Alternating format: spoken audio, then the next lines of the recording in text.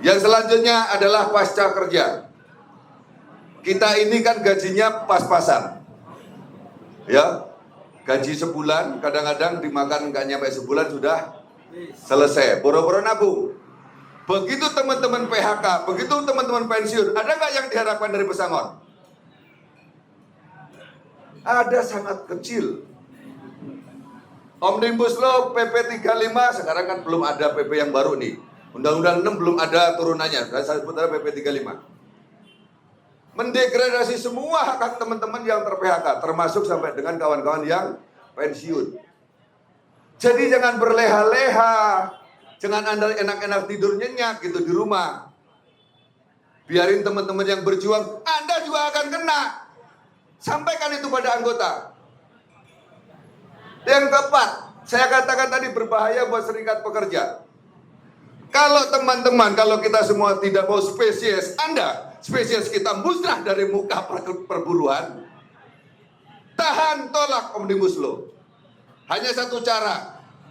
Tadi apa? ASB? ASB? ASB? Lawan. Hanya itu jawabannya. Kalau Anda tidak mau melawan, habis Anda akan tergilas. Yang jadi DPR itu adalah pengusaha. Paham? Kenapa yang masuk pengusaha? Karena wakil ketua umum partai dalamnya. Karena Anda yang milih karena duit 100.000. Bukan karena paham siapa yang menjadi Anda wakil. Ini yang saya pesankan kepada teman-teman semua. Jangan menyalahkan siapa-siapa ketika nasib kita seperti ini. Kenapa? Karena mental kita masih mental transaksional. Kita tidak pernah berpikir bagaimana hari besok. Anda memilih wakil rakyat dengan 100.000 atau 200 selesai. 5 tahun ke depan nasib Anda tergantikan.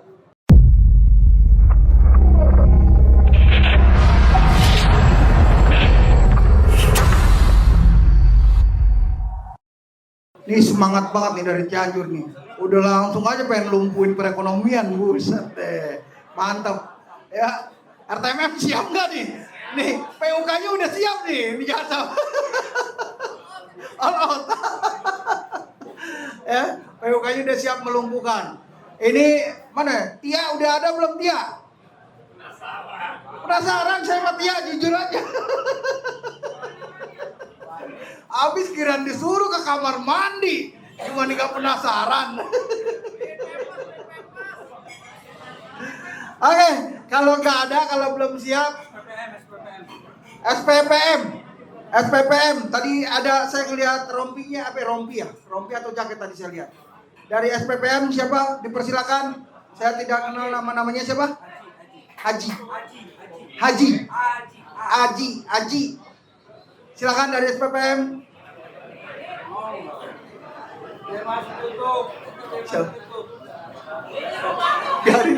Biarin. Emang dia mau pulang? Tar dulu. Kalau Haji kan pulangnya masih belakangan. Ini dulu suruh ngomong. Ayo. Umarmin. Iya, enak aja terakhir. Saya kebetulan saya nggak pernah pegang mic nih, saya pegang. Oke, assalamualaikum warahmatullahi wabarakatuh. Assalamualaikum warahmatullahi wabarakatuh. Saya itu kangen banget sama teman-teman kemarin telepon Bang Deka. Bang, aku mau main ke kantormu, gak usah kantor, besok teman-teman kumpul. Siap, gue seneng banget saya langsung ke sini kan. Oke, terima kasih yang saya hormati para pimpinan. Ada Bang Karel, Pak Idrus, Bang Daeng, Mbak Narti, Mbak aja deh, saya selalu Mbak dari dulu. Ada Bang Jumbur, mohon izin. Saya pengen menyampaikan sedikit pesan pada kawan-kawan. Bahwasanya kita selalu bicara tentang nolak Omnibus Law. Apa sih yang ditolak? Kan itu. Apa yang merugikan kita dari Omnibus Law? Ini perlu paham, kenapa?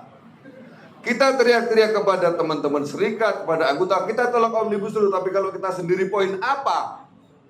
Yang ditolak kan jadi bohong, sama juga bohong kita juga kan gitu. Ya. Teman-teman sekalian, saya mengingatkan, Ada 4 bahaya besar Omnibus Law ini buat kita semuanya. Dari mulai kita berangkat sebelum kerja, pada saat kita bekerja, pada saat kita pasca kerja, dan juga untuk serikat pekerja. Kita berangkat kerja, apa bahayanya buat kita? Apa coba? Kecelakaan kerja. Teman-teman sekalian, Omnibus Law bicara tentang outsourcing tidak pernah memberikan batasan pekerjaan apa yang boleh di outsourcing. Betul. Semuanya boleh di outsourcing. Kebayang nggak kalau pabrikmu itu karyawannya ganti outsourcing? Sopo anggotamu? Siapa anggota kita? Nggak ada, kawan. Cepat atau lambat ini akan menggusur keberadaan Anda, keberadaan kita semua di serikat pekerja. Itu yang pertama. Nggak usah union busting, Mas. Kalau sampean itu di perusahaan, itu anggotamu tidak lebih dari 50%, apa yang akan kamu lakukan? Saya mau tanya, kalau Anda di perusahaan, anggota Anda kurang dari 50% jumlah pekerja, apa yang Anda lakukan? Ada nggak posisi bargaining Anda? Ada. Nggak ada. Akhirnya kan Anda jadi tukang tanda tangan saja, toh? Stempel legal. Jadi stempel legal gitu. Ini persoalan pertama, teman-teman. Selain itu juga kita menjadi posisi yang sulit. Apalagi ditambah dengan kondisi ekonomi yang memang tidak menguntungkan buat kita. Jumlah angkatan kerja itu melebihi dari kesempatan kerja yang ada. Sehingga orang daya belinya bergeningnya akan sangat rendah. Kalau kita bicara dulu outsourcing kita tolak. Kenapa outsourcing kita tolak? Sekarang ada yang lebih buruk daripada outsourcing. Apa? Magang, Pak. Magang. Dulu kita tolak rame-rame magang. Kenapa magang ditolak? Magang itu bukan hubungan kerja. Tidak ada satupun undang-undang kita yang menjelaskan bahwa magang itu adalah hubungan kerja. Kenapa? Magang itu secara hukum hanya untuk memenuhi kurikulum pendidikan. Orangnya sekolah, kemudian pengenalan ke pabrik, pengenalan industri, itu namanya magang. Tidak ada hubungan kerja. Anda lihat sekarang di pabrik, orang yang baru masuk apa statusnya? Berapa gajinya? Setengah harga nggak sampai. Setengah harga nggak sampai, ada yang 2 juta, ada yang 2,5, ada yang hanya uang saku. Ini miris, kawan-kawan. Ini persoalan kita. Itu yang pertama. Belum kerja, berangkat kerja kita sudah bermasalah. Pada saat kerja, apa masalahnya buat kita? Ya sudah karyawan, apa masalahnya? Ayo. Yang sudah karyawan kita susah untuk naik gaji. Uang naik gajinya juga dibatasi. Ya toh? Dibatasi, kemudian kita posisi bargainingnya juga lemah. Kalau di pabrik ada karyawan outsourcing yang bekerjanya lebih bagus daripada Anda yang permanen, kira-kira perusahaan mau naikin gaji Anda nggak? Logika saya sederhana. Wong perusahaan ngomong, yang outsourcing aja bayar murah, produktivitasnya bagus, logika nggak? Itu juga harus kita paham, teman-teman. Itu pada saat kerja. Perlindungan pun juga sangat lemah. Yang selanjutnya adalah pasca kerja. Kita ini kan gajinya pas-pasan.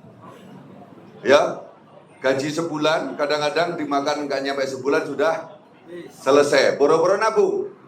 Begitu teman-teman PHK, begitu teman-teman pensiun, ada nggak yang diharapkan dari pesangon? Ada sangat kecil. Omnibus Law PP 35, sekarang kan belum ada PP yang baru nih. Undang-Undang 6 belum ada turunannya, saya sebut aja PP 35. Mendegradasi semua hak teman-teman yang ter-PHK, termasuk sampai dengan kawan-kawan yang pensiun. Jadi jangan berleha-leha, jangan Anda enak-enak tidur nyenyak gitu di rumah. Biarin teman-teman yang berjuang, Anda juga akan kena. Sampaikan itu pada anggota. Yang keempat, saya katakan tadi berbahaya buat serikat pekerja.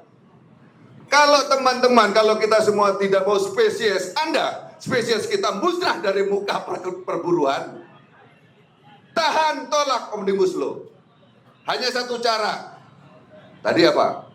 ASB? ASB? ASB? Lawan. Hanya itu jawabannya. Kalau Anda tidak mau melawan, habis Anda akan tergilas.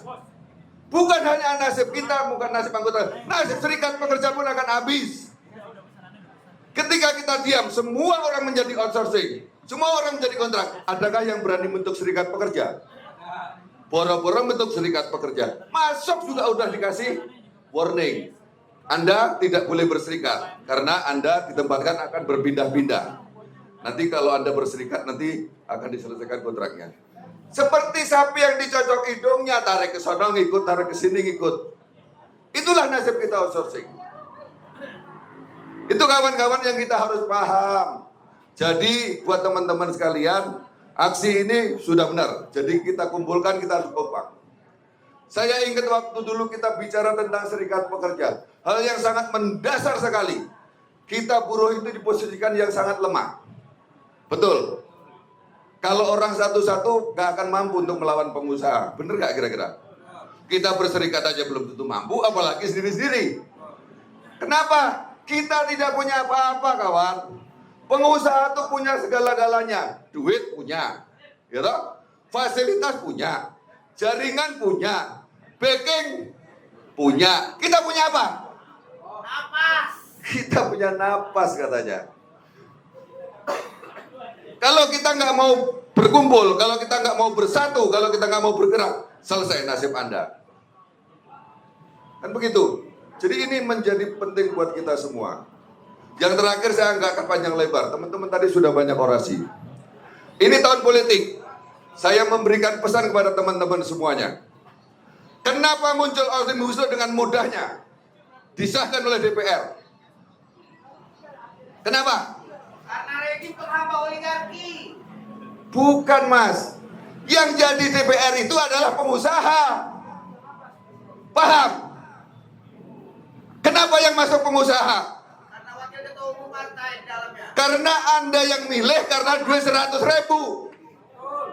Bukan karena paham siapa yang menjadi Anda wakil. Kalau ini berlanjut, Anda tidak akan pernah berubah. Nasib Anda nggak akan berubah. Kita mulai dari awal membentuk negara ini, memilih wakil rakyat harus jelas. Pilihlah wakil orang yang Anda kenal, orang yang jelas integritasnya. Jangan hanya karena 100.000, 200.000 Anda coblos dan itu selesai. Padahal tahu nggak, menjadi wakil rakyat itu punya kewajiban kembali pada konstituen. Bagaimana aspirasinya? Bagaimana ada dana untuk pembangunan? Apakah selama ini sampai kepada Anda? Nggak pernah kan? Ini yang saya pesankan kepada teman-teman semua. Jangan menyalahkan siapa-siapa ketika nasib kita seperti ini. Kenapa? Karena mental kita masih mental transaksional. Kita tidak pernah berpikir bagaimana hari besok. Anda memilih wakil rakyat dengan 100.000 atau 200 selesai. 5 tahun ke depan nasib Anda tergantikan. Saya ingin pesan kepada teman-teman semua, ingat itu. Jadi kalau kemudian sekarang ini banyak undang-undang yang mendegradasi nasib buruh, perlindungan buruh, jangan salahkan kita. Jangan salahkan pimpinan juga nggak akan bisa membendung. Tadi dibilang, pertemuan di Hotel Anu digerebek, pindah lagi ke Hotel Anu. Yang punya duit, mau pindah ke Belanda juga bisa. Punya duit. Kan begitu. Oleh karenanya teman-teman sekalian ini harus paham. Dan satu kuncinya adalah tadi. Bergerak bangkit, bergerak lawan. Ya. Saya ingin mengingatkan kawan-kawan lagi, apakah siap untuk melawan? Siap untuk melawan? Sendiri atau bersama-sama? Sendiri Anda nggak akan berarti apa-apa. Sendiri nggak akan berarti apa-apa. Teman-teman sekalian mungkin masih berpikir, banyak yang berpikir, nanti takut di PHK. Saya mau tanya, Anda pekerja, Anda buruh, pangkat terakhir Anda apa? Hah? PHK kan? Anda mau demo, Anda mau baik-baik, kalau perusahaan nggak suka, PHK mah PHK aja. Benar nggak? Kenapa kita sudah memilih jalur serikat pekerja, jalur yang beramanah, bermanfaat untuk orang banyak? Kenapa takut di PHK? Mohon maaf, saya di PHK dari 97 sampai hari ini saya nggak pernah kerja, saya masih hidup. Kan gitu, tapi itu cara gila. Kalau Anda belum siap gila, jangan ngikutin cara saya. Ya kan begitu? Ya? Kenapa? Iya. Bahkan si Wila mana? Wila ada nggak Wila? Wila itu kalau saya datang itu saya bawa motor butut itu. Nah orang gila datang katanya. Lu apa gua yang gila kan gitu. Oke teman-teman sekalian jelas ya. Jadi Omnibus Law, kita bicara Omnibus Law, bukan hanya bahaya untuk nasib kita, bukan anak cucu kita, tapi berbahaya juga buat serikat pekerja. Kalau Anda tidak mau melawan, Anda tidak merokan, siap-siap musnah dari muka perburuan. Terima kasih. Mohon maaf. Assalamualaikum warahmatullahi wabarakatuh.